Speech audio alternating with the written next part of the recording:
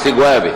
سعادة الرئيس، الحقيقة بس أنا عايز أبتدي الأول أقول كل سنة وأنتم طيبين بمناسبة العام الجديد اللي احنا بنتمنى إن هو ما يكونش زي العام اللي فات، لأن الحقيقة احنا شايفين عام 2003 من أسوأ الأعوام اللي مرت على الشعب المصري. الغلاء أنا عايز أحدد مجموعة سلع وأرجو إن حد من السادة الوزراء يقول لي إن فيهم رقم واحد غلط. الرز وصل سعره كام؟ ب 2 جنيه ل 2 جنيه ونص بين المعبأ والسايب بعد ما كان ب 120. الرز المحصول الحيوي او الحبوبي الوحيد اللي ممكن نصدره وعندنا فائض فيه وصل ل 2 ونص.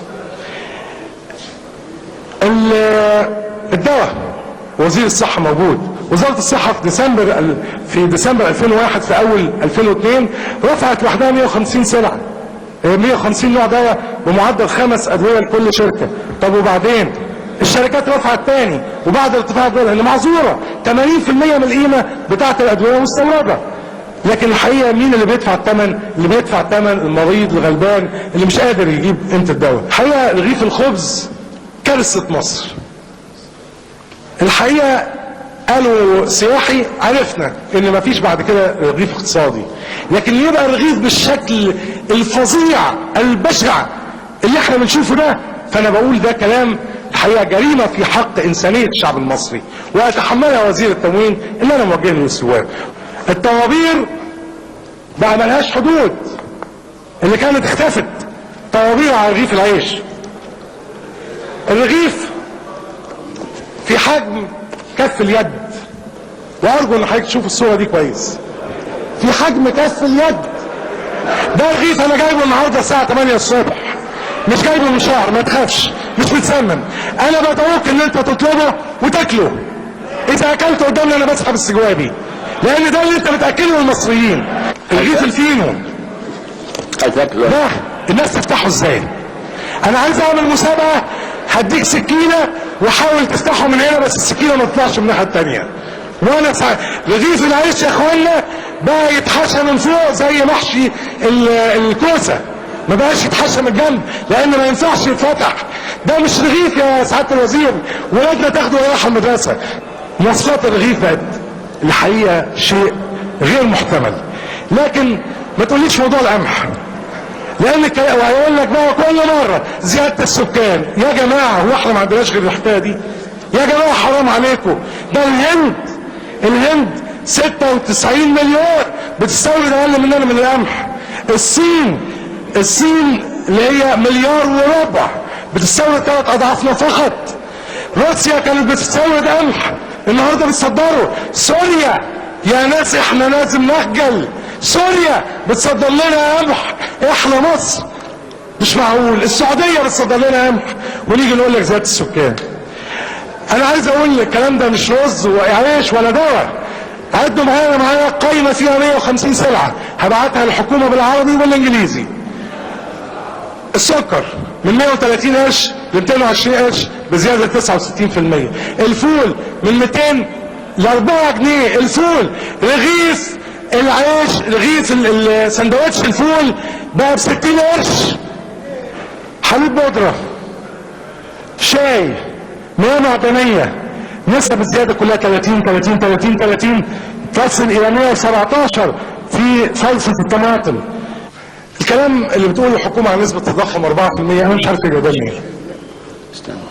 وبنسمع احيانا 3%. ايه سله السلع اللي بتقيسوا عليها؟ ايه الوزن النسبي للسلع؟ طبعا انا هقول لكم الفكره هو بيقيسها ازاي.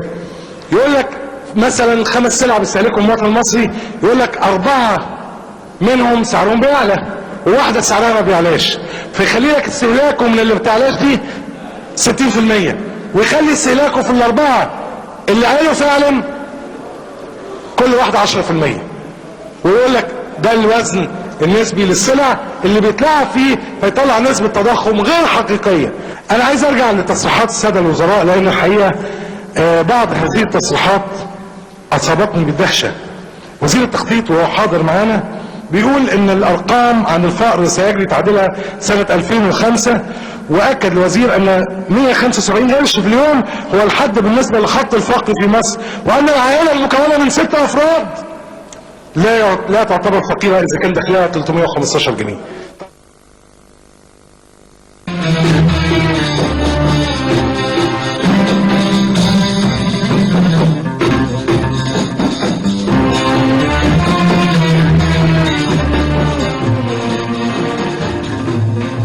هي 75 قرش دول يجيبوا سيادتك 3 سندوتشات فول، ومحتاج يسلف عليهم 5 قروش. مين اللي هيسلفوا ال5 قروش دول؟ وهياكلهم الصبح ولا طول النهار ولا الظهر ولا بالليل؟ ولا مش هياكلهم ومش هيتعالج ومش هيلبس ومش هيشرب؟ سيد وزير قطاع الاعمال واحنا بنعزه وبنحترمه قال لك ان هنثبت السلع في المجمعات وحدد 21 سلعه، وكلام عظيم جدا. شركه الالبان رفعت كام؟ رفعت حوالي 44 سلعه في شهر رمضان. شركه اللحوم اللي تبع سيادتك برضه رفعت مرتين في شهر واحد الساعه. امال فين الاسعار والسرشادي وانا بس عايز اقول حته مهمه جدا، ان احنا حجم الواردات بتاعتنا النهارده بيساوي تقريبا خمس الدخل القومي. لو حسبنا الدخل القومي حوالي 87 مليون دولار، حجم الدخل القومي لو نسبته الى الواردات هتلاقي عندنا تقريبا الخمس واردات. طيب يعني عندنا مشكله حقيقيه ادت الى تضخم في تقديري، بس نتيجة زيادة سعر الصرف اللي هو 25% على الأقل في الدولار و30% على الأقل في اليورو. يبقى أنت عندك نسبة تضخم 6% زيادة على الأربعة اللي أنت بتتكلم عليهم في ال3 4 أشهر اللي فاتوا. يعني أنت بتتكلم في 10% فيما يزيد، بالإضافة إلى تأثير هذا الكلام بقى على المنتجات كاملة السرعة في مصر وإلى آخره والوسيطة وإلى آخر هذا الكلام. الحقيقة برضه انا مندهش ان كان في تصريح السيد رئيس الوزراء اللي برضه بنحبه وبنقدره والكلام ده بجد مش هزار.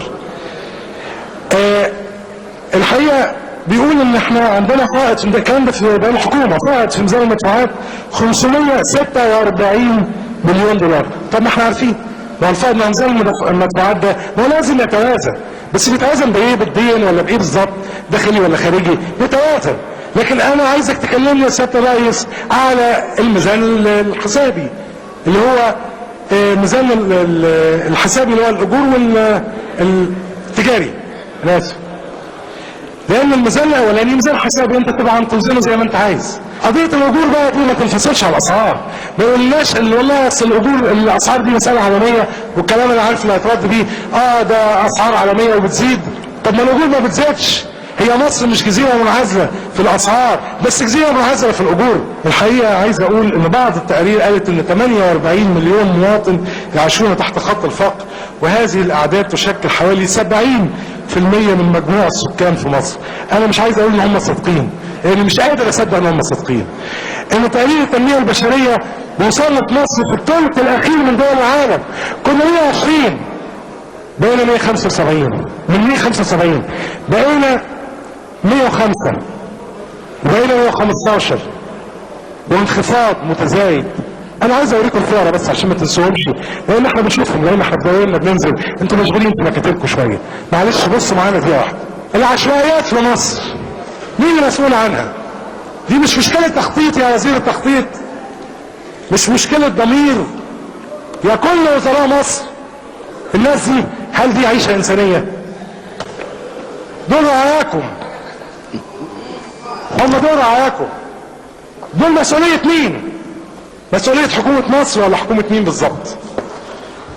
عندي مؤشرات هسيب لكم كل جداول للسادة الوزراء، مؤشرات للانخفاض في القطاعات. قطاع الصناعة تراجعت من 2001 ل 2002 من كانت 33 21 قطاع الزراعة، قطاع السياحة، قطاع المقاولات. مش عايز استهلك الوقت، الجداول موجودة وهسلمها للمضبطة وللحكومة كمان لو امرت. القضية في تقديري مش بس سوء ادارة وعدم وضوح وعدم شفافية، القضية الفساد يا اخوانا. يا اخوانا يجب ان نعترف ان الفساد ياكل نصف رغيف المواطن المصري. الرغيف اللي صغر ده ما صغرش لوحده، الفساد بياكل نصه. المعاشات والتأمينات ويقول لك الدعم 22 ولا مش عارف كام، اما تيجي تقسم الدعم كله 25 مليار.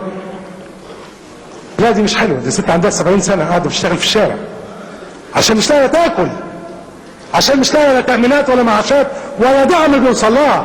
دعم ايه اللي احنا بنتكلم عليه؟ قسم لي الدعم ده على 70 مليون وادوا لي نقدي، هيطلع كام؟